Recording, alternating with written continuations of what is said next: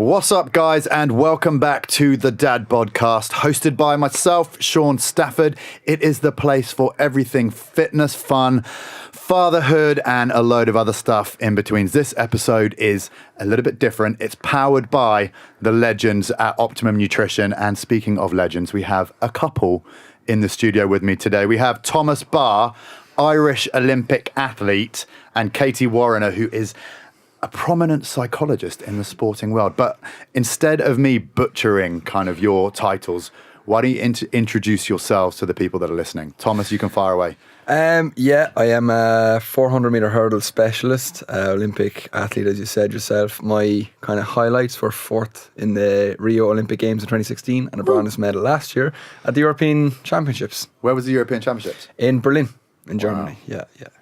And where'd you keep the medal?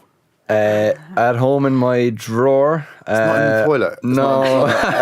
Everybody that I've asked is like, where do you keep your most prized possession? They're like, yeah, it's in the toilet. I used to keep it in my car because it just had a nice little slot and everyone wanted to see it. Yeah. I was always going to be with my car, so I used to keep it in the glove box.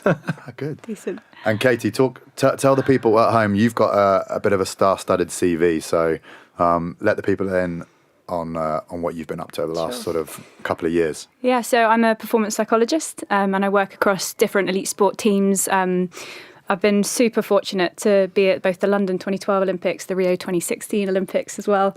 Wish I'd seen your event. It would have been amazing. Massive respect for that event.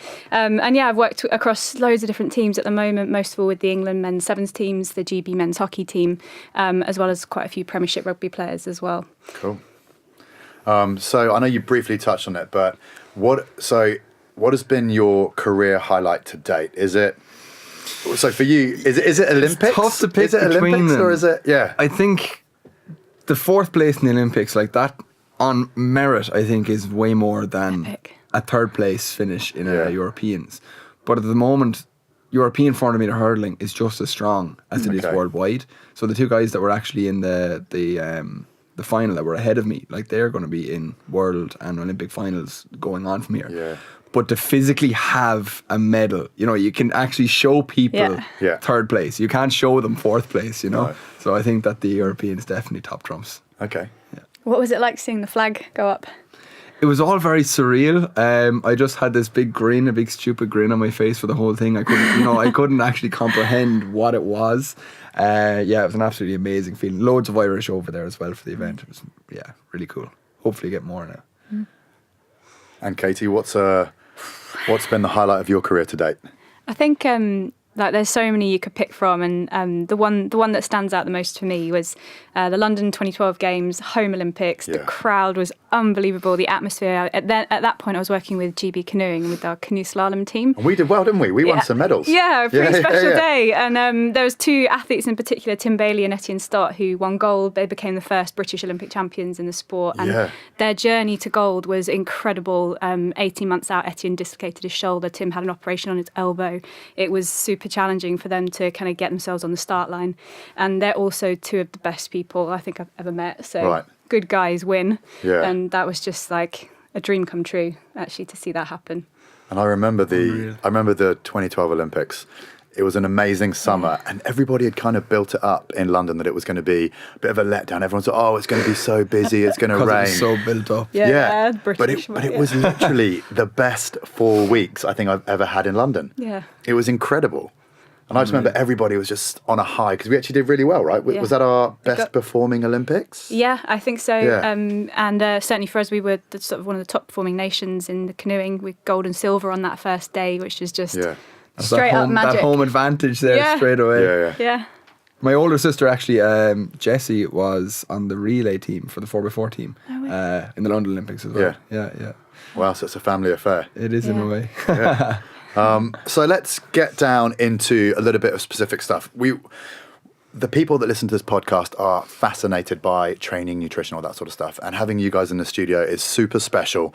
So, Tom, you obviously consistently train at the highest level. How do you do that? What is like the biggest challenge with that? For me, I think it's just about the love for it. That's the biggest thing that keeps me going consistently, year on year. And that's kind of what keeps me coming back, is that I really enjoy it. I enjoy the training. I enjoy competing. I love racing. I love competing. I love, putting in all the hard work during the winter and then coming out in the summer and racing and putting out that, there's a lot of people that don't like racing, but they still put in the hard work. But I love going out and putting it to the test as such, challenging myself against everyone else. And having a really good training group for me has been key in that. I enjoy going training. I enjoy going for a bit of fun. So the 400, my group of 400 meter guys at the moment are good fun. And are they all Irish or all Irish? Yeah. And are you based out in Dublin or in? Based out of Limerick. Limerick. Yeah, Limerick on the southwest in the southwest of Ireland. And is that kind of the hub where all of the kind of top Irish athletes, do they all kind of congregate on a? Irish athletics is very spread out because it's individuals working with their individual coaches. There are a lot of athletes will come from Dublin. Dublin will be the hub of sport in Ireland, say, and then you'll get you'll get other clubs or other coaches. Athletes will kind of gravitate to wherever their coaches are based, and that's why I'm based in Limerick. I'm actually from Waterford, which is about 2 hours away, but I'm based in Limerick now for training with my training group and with the coaches. So there's it could be the middle of nowhere in Cork, or it could be from the city centre in Dublin. So it's really very spread out. Yeah. And you reckon it's that sort of group mentality, that kind of camaraderie of the training group? Do you guys push each other on? Yeah, definitely. Yeah, and it's good fun. For me, it would be very hard to. I hate training on my own. I need to have somebody else there, even just for the warm up. A lot of our training is the warm up, and that takes a bit of patience maybe and mental strength to kind of just do it properly. But when there's everyone else is there and everyone else is doing it and you're all having a bit of fun, it's way easier, and that's what I love. The banter between stretching. Banter, exactly. Yeah. Well, they say that when it comes to sort of the warm up, they say that if you're going to chop down a tree, you should sharpen the axe for the first hour. And then chop down the tree. That's it, exactly. Rather than just hammering away with a blunt axe. Yeah. So if we're looking at your sort of a standard training session, what sort of amount of time would you guys spend warming up compared to actually putting in the wheels on the track? It's so funny because as a sprinter, it's a sprinter's life. We might spend 45 minutes to an hour warming up, and actually running, taking out recovery, the recovery between the runs. We might actually only be going for 2 minutes. Okay, so that will sound ridiculous to anybody listening, but so let's not take out the recovery, because obviously if you're going balls to the wall with your sprinting, you're going to need some recovery in there as well in terms of rest. So would a normal session be 2 hours? It would be probably all in total. Yeah, probably between an hour and 15 to an hour and 20, or maybe even an hour and a half, or if some of our sessions are a little bit longer. You'd spend the first hour of that warming up. Yeah, 45 minutes to an hour usually. Yeah. Decent. Getting everything going, because when you're going sprinting, you have to be ready to go on form. Yeah. And you have to be switched on. So a lot of it, we will actually be building in. We'll be doing some short sprints beforehand, or we'll be doing a lot of drills and stuff like that to get going.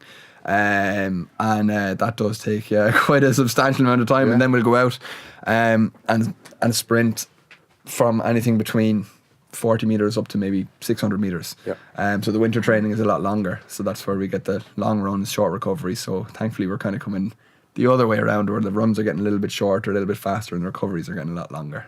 I guess it's one of those things where getting injured in your industry would be a disaster, right? Completely. So you want to spend the time sort of making sure, or doing everything you can to limit the chance of getting injured. Yeah. Do you think that sort of, because I'm in a gym a lot and I'm with regular people that are training hard.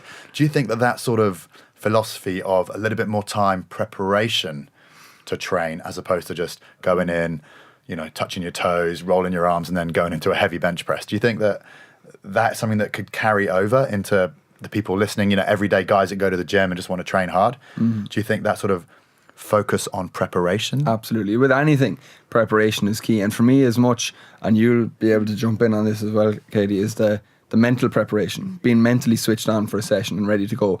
And I think maybe even half, if not more of that, of the warm-up is often just to get the head right, get mentality ready, get switched on, so that when you actually go to put in the hard work, so if somebody's in the gym and they're doing a lift, or for me, if I'm going into a 300 meters flat out, literally completely flat out. I need to be mentally and physically ready. So a lot of that I think is down to is on the mental side of things just as much as the physical side of things, where you're getting the muscles ready to go. You're kind of basically waking them up from a day, if you're working in an office or you're working in a manual labour job or whatever it is you're doing during the day, just getting the muscles ready to fire and work.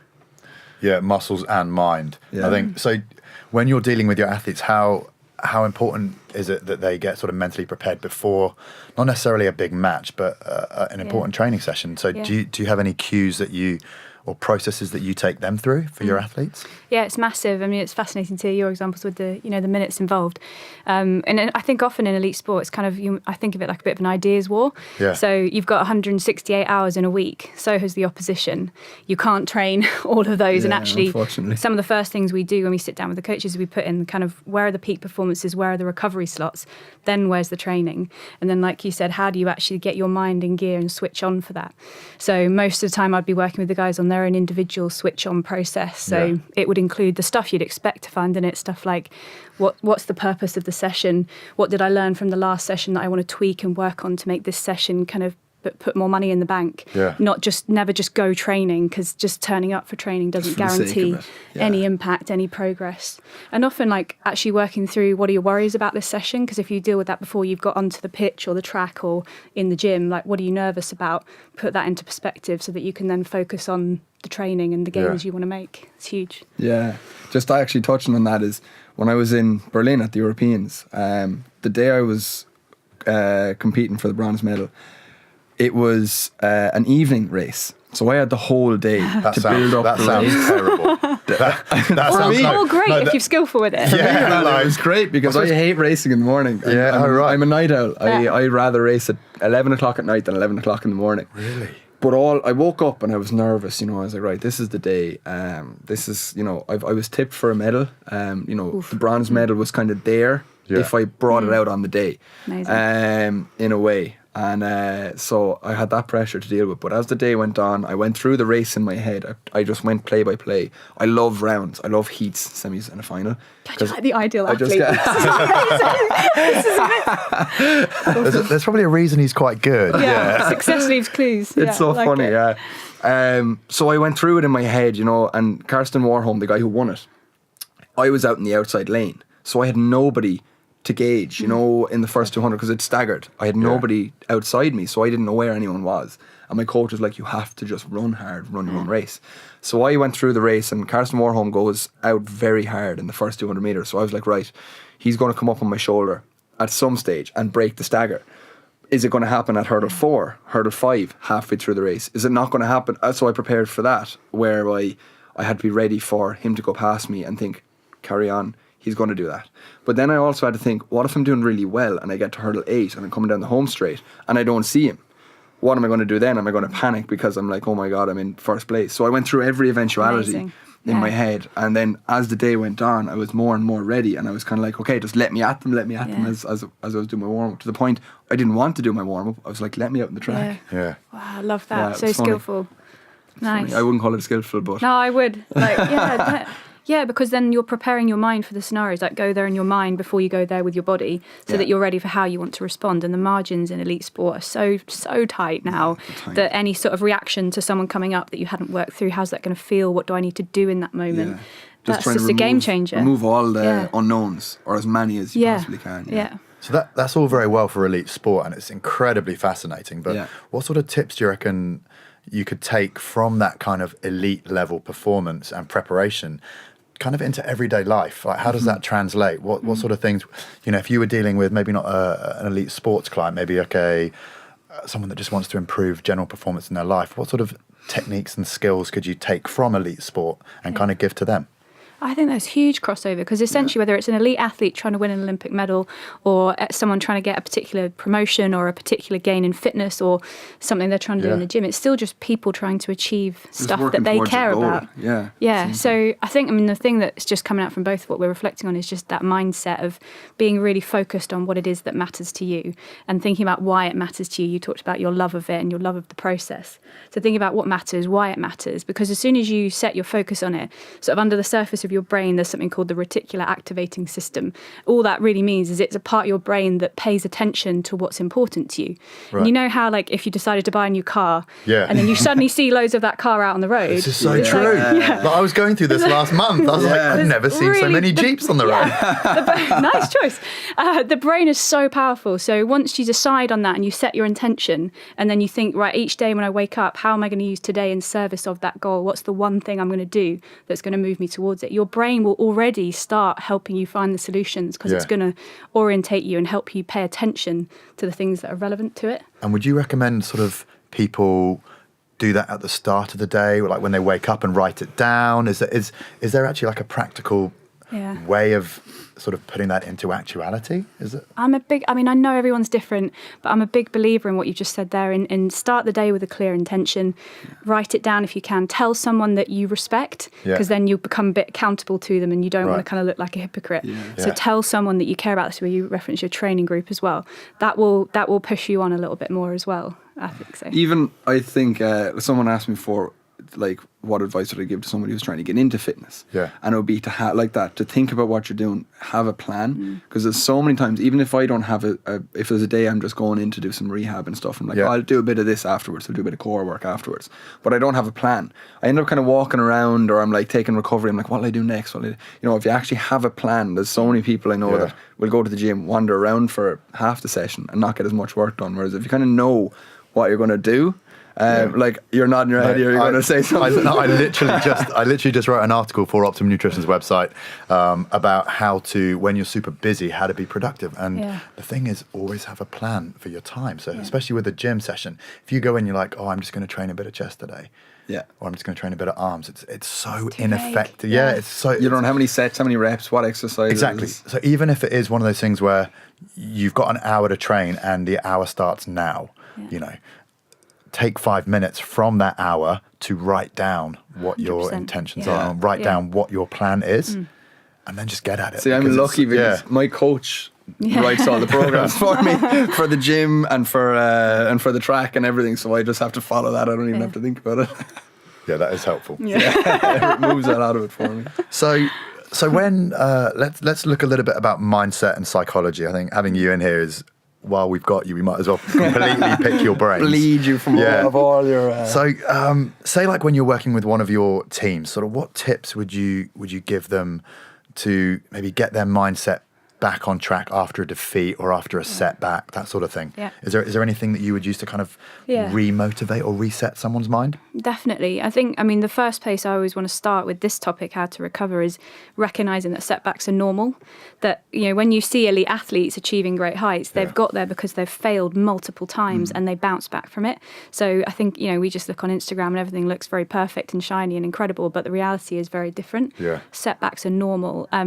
If you just put into Google famous failures, you'll come up with so many amazing examples. Like one of my favorites, like J.K. Rowling, Rowling, however you pronounce her surname, her first book was rejected 30 times. Like literally, imagine receiving 30 rejection letters and you're still believing in your book. And one of them apparently said, it just won't make a good book. And she's now sold 450 million odd, in excess of 400 million odd books. It's just unbelievable. And there's so many examples from sport, from all sorts of fields of performance. So I would talk with the team, we'd come together and let's talk about failure. We need to talk about it more, we should celebrate it more. Put on Instagram, where have you failed and what did you learn from it? And realise it's just part of the path to success. Do you know what? And touching on that subject of, the perfect feed and all that sort of stuff when it comes to social media, as in something that I've certainly experienced is when you are vulnerable and when you are completely transparent with when things aren't going so well, whether, I've actually got a neck injury at the moment and I'm moaning about it on Instagram a lot. It's healthy, it's but real. Yeah, but it's the amount of engagement you get from people is whether it's through support, whether it's through them sharing their own issues, and it's so refreshing. And I think people actually respect that non-perfect representation of reality. Yeah. And I think that's really important. I think, putting failure and putting setbacks into context. It's an everyday part of our lives, right? Yeah. And particularly for men, like, you know, that kind of alpha male image that you should have everything sorted. And actually, like, there's an amazing psychologist called Brene Brown who does some incredible TED Talks on this sort of topic. And even she talks about the word courage comes from the word, the C-O-U-R bit comes from the word heart, which is to, like, speak from the heart, say your truth, even if it makes your voice shake, or especially if it makes your voice shake a bit, because that's where you get your strength back from, of kind of getting in touch with that. Interesting, And so let's talk a little bit about pressure. You seem to be somebody, Tom, you seem to be someone that thrives on pressure.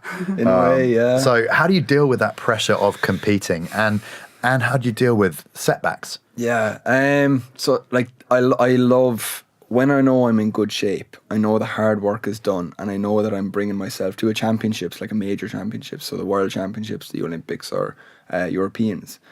And I know I'm bringing my best shape there. And I trust my team, and that's a big thing. I trust my physio, my strength and conditioning coach, my coaches, everyone that works with me. I trust them that I'm going to get there in the best shape. So when I am there in the best shape, I love competing, and I love the pressure. And I love the fact, for me, one of the biggest rewards that I get is that me doing a lap of a track with 10 hurdles gives other people so much enjoyment. I get so much from that. And I love going on Twitter and Instagram when it's all positive, when it's like, oh my God, that was class or whatever. And I love looking into that, and I love and to see the support. And I think the Irish as a nation as well, we're very good at getting behind our sporting. You are actually, people. You know, like at the moment with the rugby. And the roses over here on the show. I'm just going to put it into context. This is being, I don't know when it's going to go out, but this episode is being shot within the middle of the Six Nations. It's still all to play for. I kind of need Ireland. I've ruined this the surprise. We're backing you. I kind of need Ireland to do England a favour this weekend and put the filthy Welsh to bed. But we're a nation of sporting supporters, and we love it, and I love that as well, that other people get so much enjoyment from me. So I feed off of that as well. So that seems to be when it's all going well. Yeah. So when flip it on its head, and when it's maybe not going so well, when maybe it's injury, maybe it's just results aren't going your way. Like, how do you deal with that? Yeah, so like normally I'm quite good at just saying, okay, that didn't go well, move on.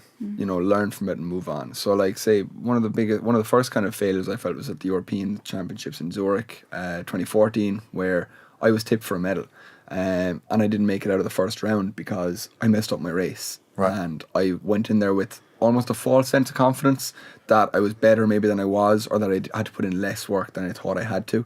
And I didn't get through the rounds, but I thought I never want to be in that situation again. And then so I moved on from it quite quickly, and tried to just think, okay, I don't want that to happen again. I learned from it, moved on. That's often kind of how I'll deal with it. At the European Indoor Championships just gone, I was there in good shape, but one little technical mishap, I tightened up in the first lap, and then in the second lap, so and in indoors it's a 200 meter track, so there's two laps. Of course, so first lap I tightened up. My coach said, you need to get out hard, get out fast. So I had been moving really well in training all week, thought just need to do that and settle into my rhythm and just speed it up. But what I did is I tightened up rather than speeding up, so I went through 200 meters in the same pace as I had been at my kind of slower runs, and then I was knackered in my second lap. So I actually ran slower than if I had just kind of almost just chugged it, trotted around. So that was really disappointing because I was out there in good shape, but it didn't reflect it. And that was tough to get over. So I'm actually lucky that after the Europeans I had about a week of a break, just stepped away from athletics for the week, because Europeans is a long way, or World Outdoors are a long way away now, and that's my next big focus. So I took a week off, just chilled out, stepped away from the sport, ignored all the Twitter and Instagram sort of stuff about athletics, and now I'm kind of fresh. I'm starting back now this week, ready to go again. See, we talked about it earlier when we were having lunch, but we were saying that what you do that kind of flicks your switch away from athletics. So, so what, you're into some pretty not weird stuff.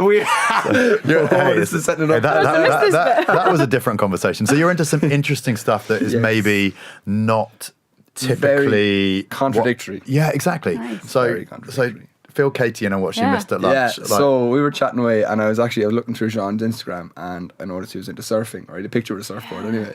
And I was fake surfing. I'm not very good. I'm not very good. You did stand up, to be fair. But that's where I used to surf a lot when I was younger. And I'm big into snowboarding. Now, I haven't snowboarded in the last 2 or 3 years just because the risk that I'd be at. Yeah. But I do enjoy water skiing or wakeboarding, jet skiing. I love being out on the water. So when the good weather rolls around, we usually get out the boats and stuff. You love playing Fast and Furious in your Fast in your and cars. Furious, yeah, big into cars. So when I say that I stepped away from athletics there this week, where I spend most of my time is in the garage or shed that myself and my friends rent. And that's where we keep the toys. So we have the jet ski, the boat, and all. We have a couple of drift cars between us. So we like to get out on the track then every now and again, and that's just a really good kind of pull away from this completely. And I love switching. Like, I love a good balance. This is it. I was going to say the word that immediately springs to mind is balance. Yeah. And now I probably could have chosen a hobby that was less extreme, less controversial, and less likely to. But I I bet love your it. coach loves that. Oh yeah, I think she's finally accepted now. It's just That's good. leave him. It keeps him happy. Leave him do what he wants. Yeah. So this is when I was at uni, I did a little bit of track and field as well. Yeah. And our athletics coach. So I used to do track and field in the summer. What event, by the way? I actually did 100, 200, 400 and shot put. Wow. So that's great. It was jack of all trades, master of none. I wasn't very good at any of them, but the athletics coach, and then I used to go play rugby in the winter, and he said it's like, can you not just pick a better off-season thing? He's like, it's like putting your nan's fine china in the washing machine. He was like, I bet your coach has a similar thing. Like, can you not just pick something a little bit, like knitting or something like that, a little bit more low key, colouring in. yeah, exactly. But Katie, how important do you think that sense of balance and also, I think you mentioned it earlier about how putting things into perspective with how important they are. How does that impact performance? Yeah, it's fascinating. You could do an entire podcast on this, and it's kind of something that you misunderstand when you look at people that have achieved great things. You think they're obsessed and that is the only thing they care about, but actually that's really vulnerable. Yeah. And you're more likely to achieve your best performance when it matters most if there's more to you than that sport, or that if you're defining yourself through that performance or that goal that someone's got out there, then actually the pressure that brings is really tough to work with. So we would work like with our elite athletes. Whenever we come in to do our review meetings, there's a section called More to Me, which is where we'll literally just try and find out what are you interested in, what are you going to do after this chapter, what else do you care about, so that when you're on a start line you really want it but you don't actually need it. There's a difference between wanting and needing. And then you create the conditions to just commit to find that flow and to get your best performance. So it's huge. It's great to hear. But I can imagine your coach. I'm ticking all the boxes here.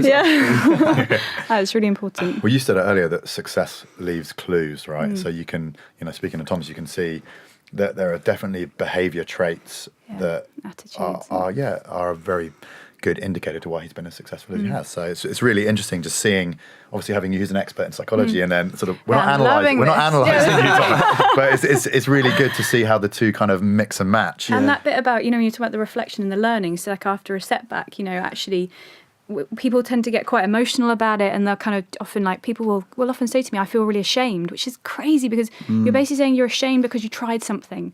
You would never expect a best mate to feel ashamed if they'd had a setback, and yet when it comes to ourselves we seem to have a different standard. It's really hypocritical. Because I actually, after the European indoors there, because I knew where I was at and the performance I'd run, I actually felt a bit embarrassed, and I was like, Whereas you need to step beyond that and think, okay, let's move.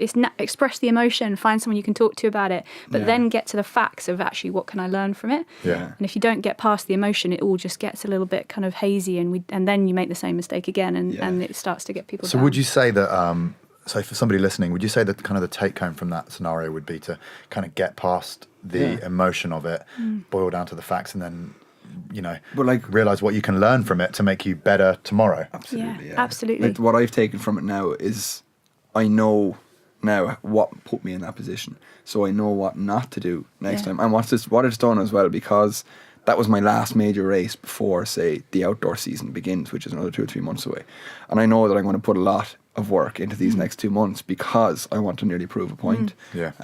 So in that way, it's been positive. I think someone once told me that if you look up the word failure in the dictionary, it says the absence of success, which is a crazy definition, because if you've learned something, then to me you haven't failed. Exactly. So if we can, like you're saying, get not to suppress the emotion, but just don't get caught and wrapped up in it. Yeah, it is very cliched, but it's true. Yeah, the simple things are normally the best. But also, you can put that into gym talk, and everyone talks about, failure in the gym, hitting failure. And it's almost like it's the Valhalla. It's almost like it's the Holy Grail.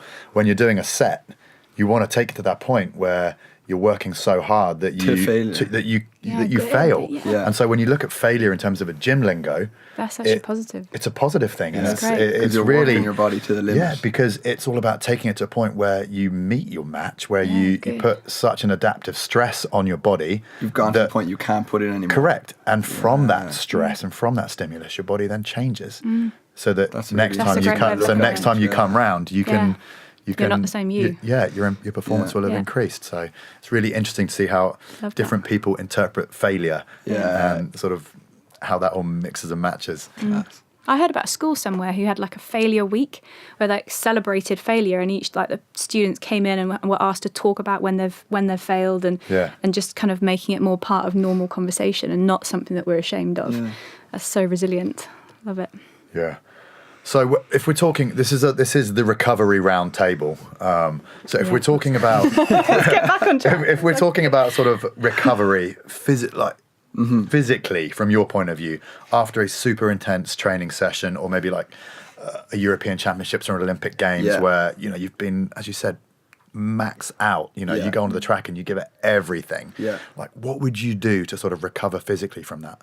So literally, like the first thing after, I'll talk about training, first, because at a competition it can be very different because you might be preparing for another round the next day. Yeah. So it can be a little bit different in that, and there'll be more services. So you'll be talking about getting physio, is it ice baths, physios, that sort of stuff? Whereas after a training session, like every day, first thing I throw in my hand to is an Optimum Nutrition. If it's after the gym, protein shake, or after a track session, recovery shake, because it's about getting in food or getting in nutrients in that 30-minute window after training. And it's very handy to have at hand. So straight in, get the recovery process in, straight away you're rebuilding, putting all the proteins back into the muscle after damaging them. Because a chicken breast sitting in the side pocket of your bag and tastes a little bit off. And it's easy to get in. Yeah, a chocolate shake is much more appealing. Much easier. And also it's more biologically available. Your body absorbs it at a much quicker quicker rate. Yeah, because it's already it's already synthesizing whatever all and do you feel a difference? Say when you don't use sports nutrition, when you don't supplement with protein, do you feel a difference in terms of your recovery? I'll be honest, I don't feel a huge difference. Yeah.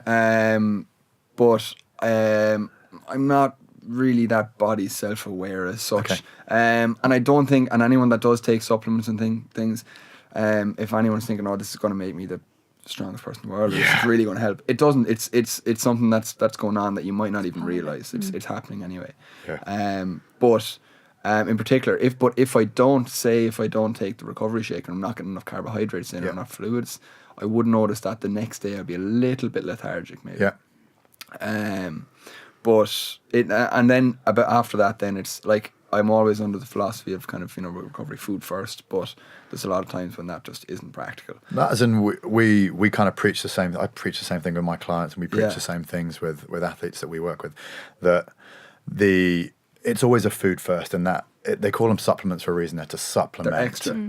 A really sort of well developed diet, and as you said, they're really handy from a convenience point of view, from a sort of cost point of view, from a flavor point of view, and it adds great variety to it. Exactly. And you're getting in exactly what you need, what the body needs is craving directly after a session. So, it's perfect.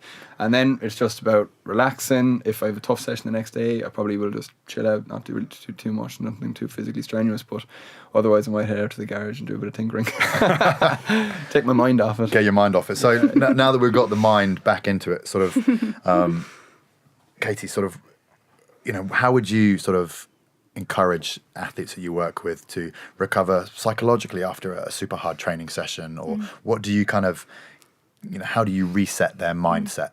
Yeah, there's a real range of things actually, and again, it's about kind of working out what works for each individual. So we've got some international rugby players that would do, their first go-to thing would be to sit and meditate, which 5-10 years ago you would never have heard. And I find it really inspiring how much we're moving beyond those kind of stigmas.